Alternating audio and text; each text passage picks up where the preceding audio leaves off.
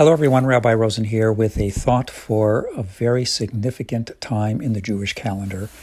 This coming week we observe Tisha B'Av, the day of national recollection of the disasters that had befallen us in the past, especially with the destruction of both the first and second temples, the sacking of Jerusalem, first by the Babylonians and 600 years later by the Romans. It is difficult for all of us on some levels, I suppose, to relate to something that happened so far in the past, but there are times when something even that ancient rings with a powerful familiarity for our time and our place. On Tisha B'Av, we read from the biblical book of Lamentations, Echa. And the book begins with the observation, Echa Yashva Vadad, how solitary, how lonely, how desolate is the city, in this instance Jerusalem, having been destroyed and bereft of all of its beauty. I think of the empty spaces that so many American cities presented at the very peak of the virus, which sadly seems to be taking place once again in many parts of the country. One could walk or drive even for blocks, even miles, in urban areas and see nothing. Airports, train stations, major thoroughfares, all but empty.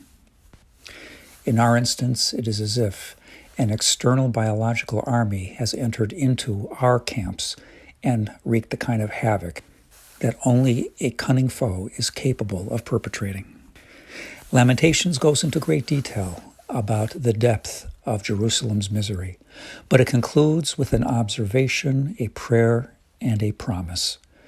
Hashivenu Adonai Elecha v'nashuva chadesh yamenu kekedem, something we recite all the time when returning the Torah to the Holy Ark, the Aron Kodesh.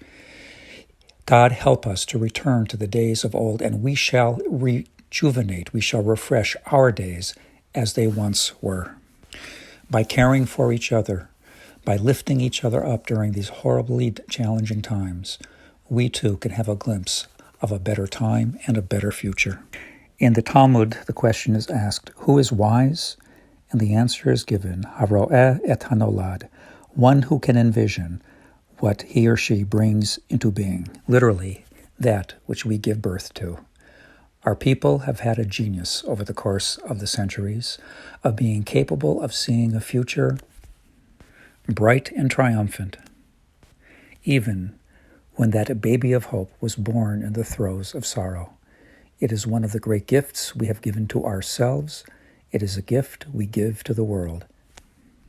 Our days shall be renewed. They shall be better. They shall be, we hope and pray, even better than they once were. Shabbat Shalom.